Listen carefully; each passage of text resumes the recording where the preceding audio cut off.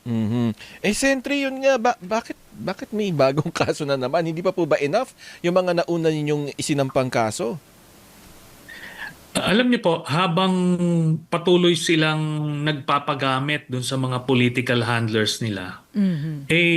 bagong kaso yon. Kasi ganun po ang cyber libel eh. Every every occasion na sinasabi nila yon would be another count ng cyber libel. Kahit iisa lang, Kaya Senator, ang sinasabi. Basta't ibang okasyon. hindi lang yon, iba yung sinasabi. Ay, ayaw nga pala. Every occasion. Kaya nga yun mismo yung sinabi nila ngayon, ebidensya laban sa kanila based dun sa mga una nilang sinabi. Mhm. Kasi ganun yun eh. Mhm. Oo. Para ano to, magtanda kasi kung ano man yung pinangako sa kanila rito o binigay sa kanila, tignan natin kung katumbas yan ng perwisyong kakaharapin nila.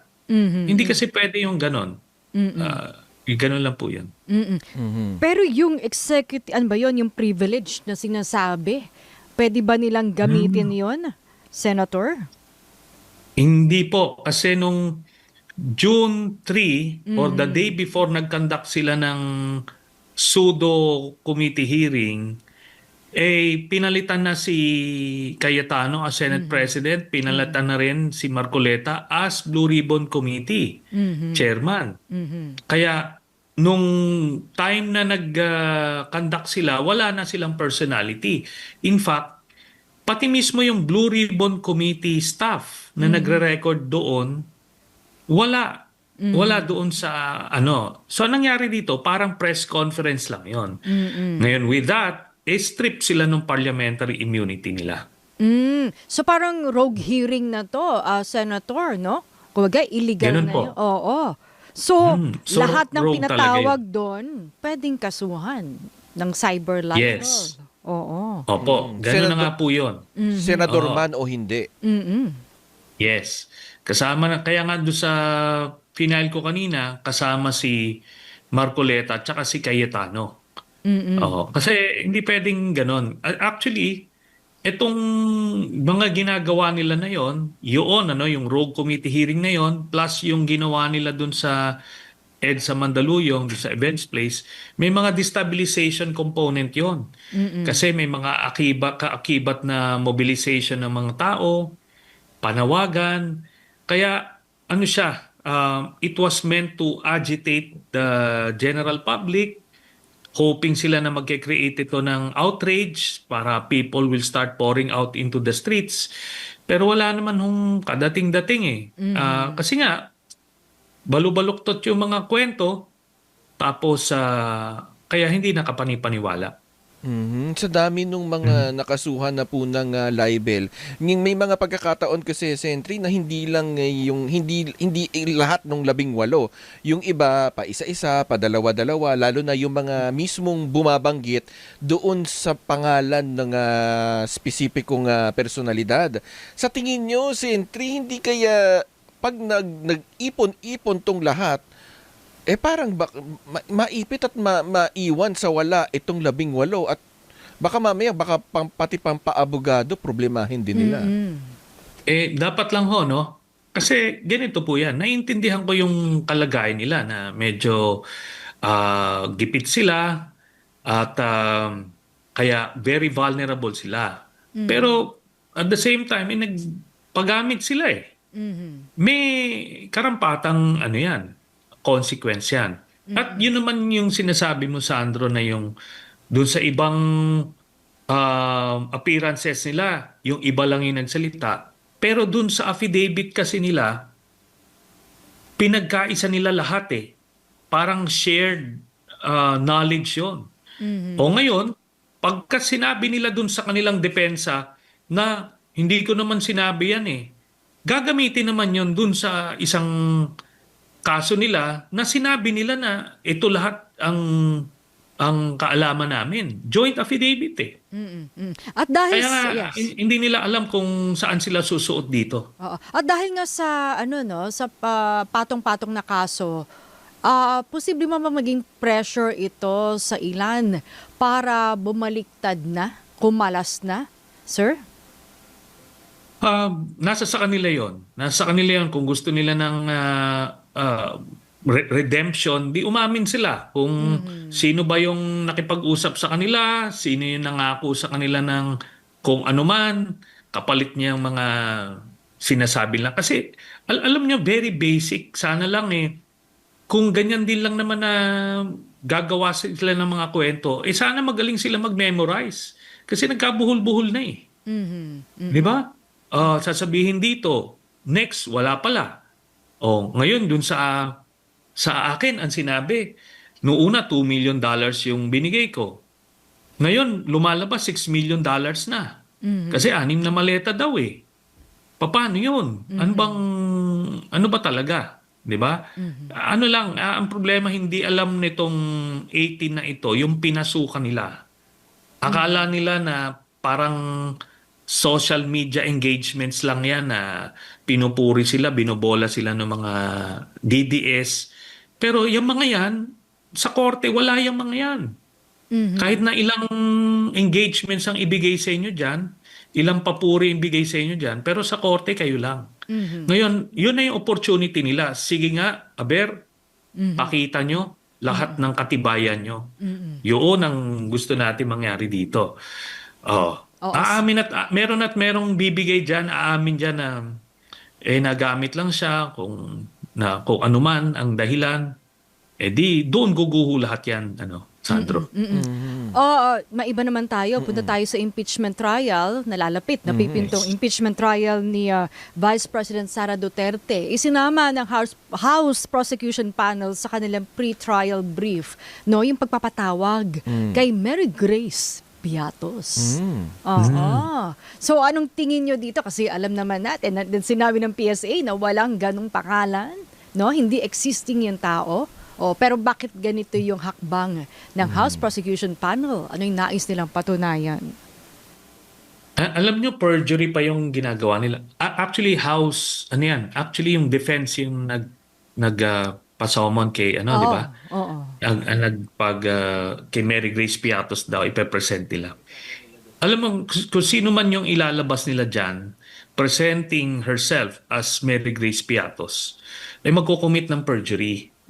Tapos, kung sino man yung knowingly na kahit na alam nilang bogus yan, ay pipilitin pa rin at ipepresent as though totoo, yun, magkukumit din ng perjury yan. Pati, may iba pang kasong kakaharapin yan, yung pwede pang i-disbar yan, yung kung sino man abogado magpe-present yan.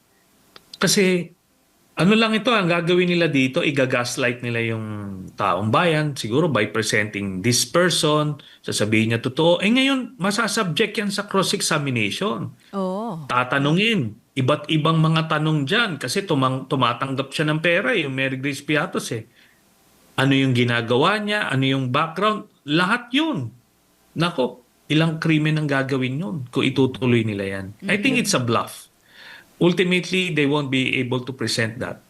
Ito lang kasi alam nila na i-report ng media o sasabihin nila, kita mo, meron talaga. Pero hindi naman ipepresent kinalaunan kasi kung ano man ang gagawin nila, sabihin na, hindi na namin na-present pero meron Ganon yung mga drama niyang mga yan. But hindi na kakagat Alam nyo, hindi na nila kontrolado yung gobyerno. Nung panahon ni Digong, nung inimbento nila yung kaso kay then Senator Laila de Lima, napapirma nila napapirma nila yung mga convicts na gumawa ng kwento.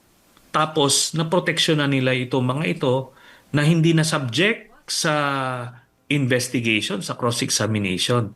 Kaya nagamit na lang nila enough to imprison si Senator de Lima. Pero ito ngayon hindi na obra Walang magpo-protect dito sa tao na ito kung sino man yung ipepresent nyo. Kaya alam nila yan na pang display lang nila yan, pang gaslight lang nila yan.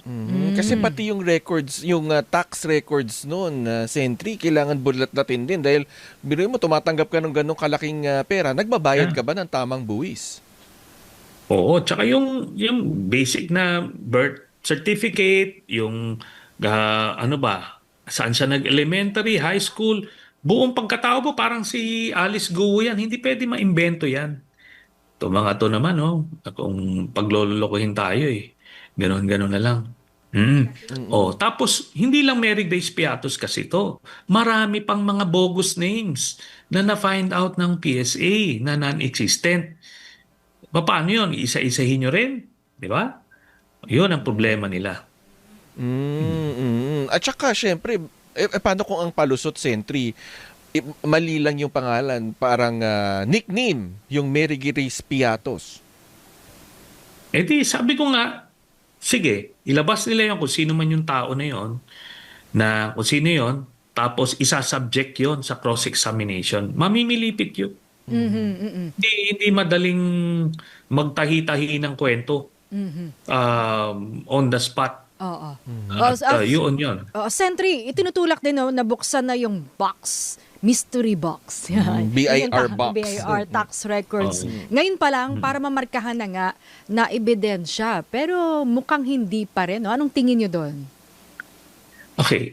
Ano yung sinasabi nila palagi noon, nung panahon nila? Kung wala ka naman tinatago, bakit ka natatakot? Di ba? Ngayon, ganun ngayon yung kakaharapin nila dyan.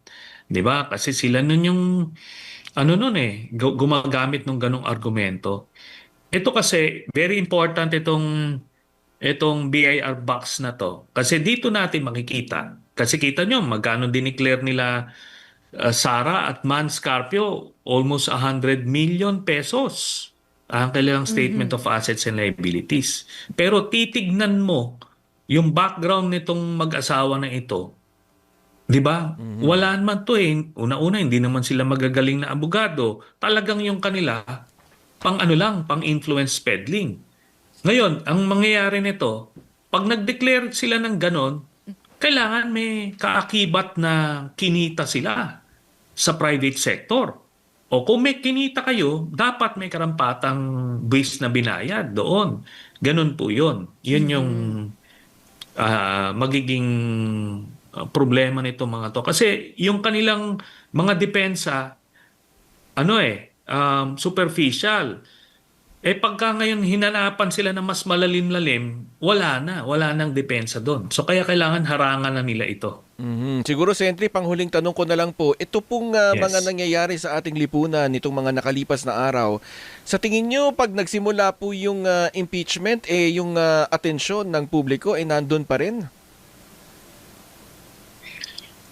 Which particular Like ito yan? pong mga issue nitong barilan sa Tacloban, yung naganap na mga sakuna, hindi po kaya, kumbaga, umay na doon sa mga mabibigat na balita na mga pangyayari sa ating lipunan, yung ating mga kababayan? Okay, ganito kasi, no? Alam niyo naman yung news cycle, di ba? Okay, una-muna yan ang mga breaking news, di ba? Tapos eventually, papasok na siya sa mga second, segment, hanggang mawala.